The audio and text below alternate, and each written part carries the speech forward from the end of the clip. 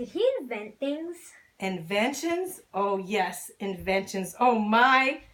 Flying machines? Yes, flying machines. Do you have them here? Yes, we have those. Oh, my goodness. Twirly, twirly birds with twirlies on top of them. Do you have those?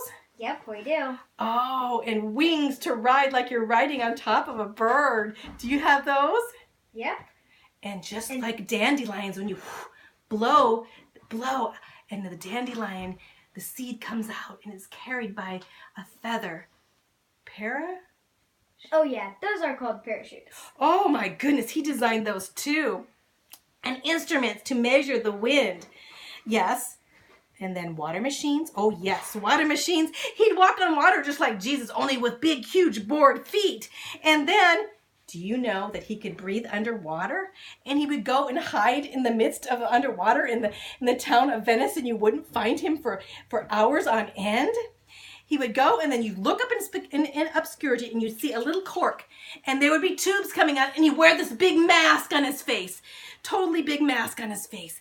And oh my goodness, yes. Moving horseless. What is that? A horseless carriage? Yes, he designed those too. Yes, he did. A horseless carriage. And moving, he could take a mannequin and he would have it moving. Do you have those? Oh yeah, those are called robots. He designed robots. Yes, he did. And fighting machines. Yes, catapults and cannons that shot 33 big, huge balls, cannonballs at one time. They only could shoot one at a time, usually, but 33? And then he had these big machines, so all of a sudden the machine would be moving and some guy would poke his head up. Do you ever have those? Yep, we have those. Oh my goodness, I think, what do you call those?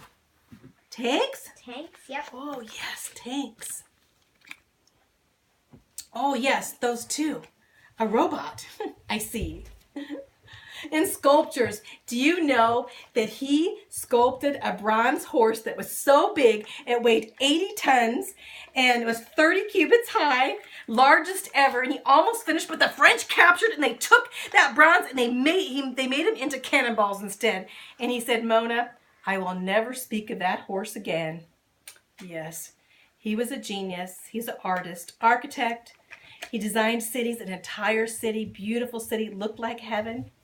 Genius. Never in this world has there been a better genius than Leonardo.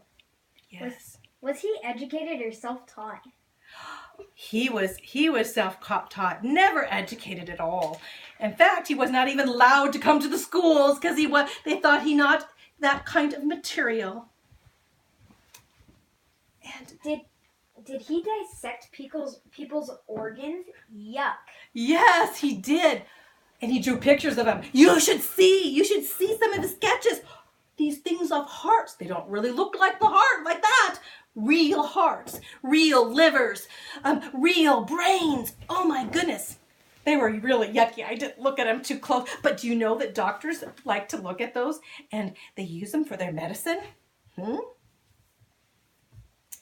Yes, sirree. Did he know Michelangelo and those painters? Oh, yes. Michelangelo. They painted together and they sculpted together. The Pope had him. They wanted him to do his tombs. And then Leonardo left and said no. And Michelangelo ended up doing all the sculptures for the tombs. They didn't get along very well. Was he a Renaissance? Oh, Renaissance! Yes, Renaissance. That was Florence, Venice. You know, Renaissance man. They did everything. The thought process of a Renaissance could do anything, and he was a typical Renaissance man, even though a lot of people didn't really think he was. Is there anything else you can tell us? Oh, yes. He was an engineer, an architect, a mathematician, inventor, geologist, botanist, writer, you name it.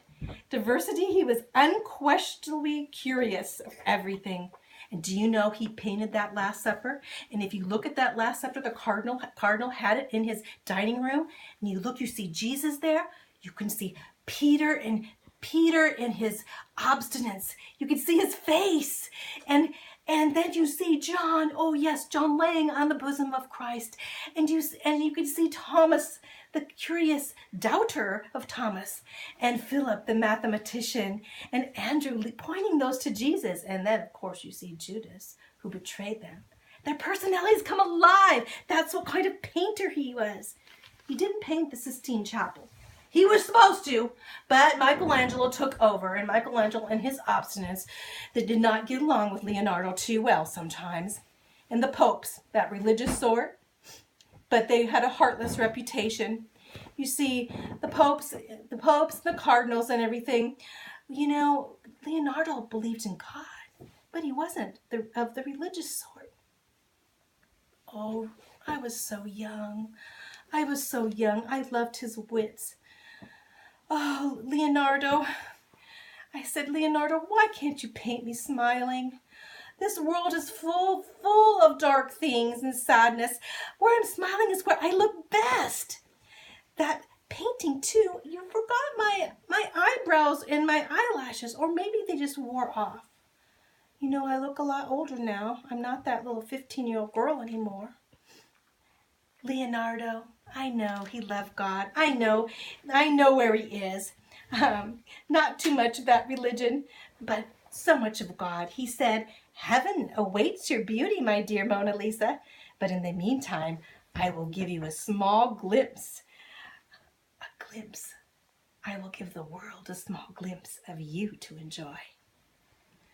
Oh, Mona Lisa, Mona Lisa, Mona Lisa. What is that? I think I'm fading. I think I need to go back to my own time. Well, maybe we do need. Oh wait. Oh dear, Mona Lisa, Mona Lisa.